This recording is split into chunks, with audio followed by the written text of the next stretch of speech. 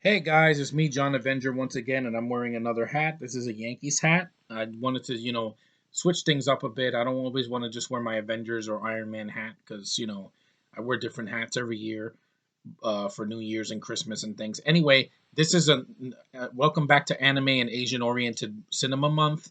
This is review, I think, number six.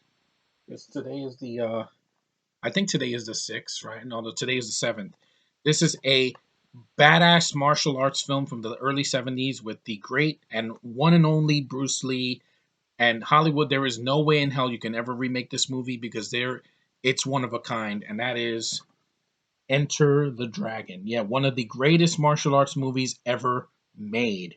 Period. This is the special edition with the features. I saw this movie when I was a kid. This is an R-rated martial arts film with tons of gore and fight scenes that are just insanely entertaining. And the most iconic scene in this movie is basically when that guy breaks a bottle and is going to hit Bruce with it, and then he just kicks him right in the chest. That is badass. There's no Asian guy nowadays that can do this. Not Donnie Yen, not Jet Li, not Jackie Chan. Nobody, not even freaking Scott Atkins, could do what Bruce Lee did. He is the man. He owns this movie. It's sad that Bruce is no longer with us. That he got killed, while he was doing Game of Death. That's just sad. And his son died young. I mean, it was a curse of the Lees. And can you imagine if he was in the Expendables, him or Brandon Lee? They would have kicked everybody's ass alone. They wouldn't have needed Stallone, Statham, or Arnold or anybody. Lee was the man. He only did a few films and he did the Green Hornet TV series. He was just a very calm man, and you could tell that the man was very skilled. And this movie is living proof of it. It also has John Saxon, Ani Capri, Bob Wall, She Keen, and introducing Jim Kelly. I think Jim Kelly's the black guy right here. I remember him. I saw this movie edited for TV, so I never really saw it uncut. But one day I will see this uncut because I had this DVD for a while, and just this is an amazing martial arts film. I haven't talked about a martial arts film in a long time, but yeah, I agree with what it says here in the back. It says, arguably the most entertaining, colorful, and spectacular kung fu movie ever made. Danny Peary, Guide for the Film Fanatic. I agree. The story is very simple. The film, just it looks great. I love the way the 70s films looked. It was 1973. I wasn't born yet. But I love this movie. This is a freaking masterpiece when it comes to chopsaki freaking movies. It's not dubbed, so it's in English. You can actually hear. It's the only Bruce Lee movie official, that first came out in the U.S. that was actually got a special edition because all of his other films are badly dubbed and they were horrible transfers on VHS and DVD. But they recently restored his films in like a box set on Amazon. But this one is his best one. I love this movie. This is kick ass all the way. There are some things I don't care for in the movie. There's a scene I think this is a spoiler, so if you haven't seen this movie, just go see it right now or go see it tomorrow, please, because you're missing out on one of the best overall action movies, martial arts films ever made.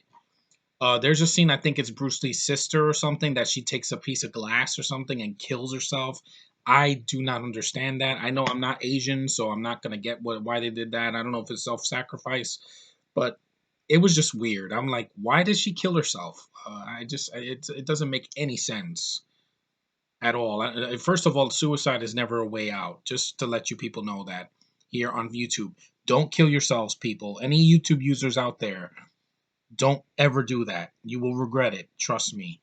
Anyway, I love this movie. This movie is freaking awesome. And it's not an anime, but it is Asian oriented.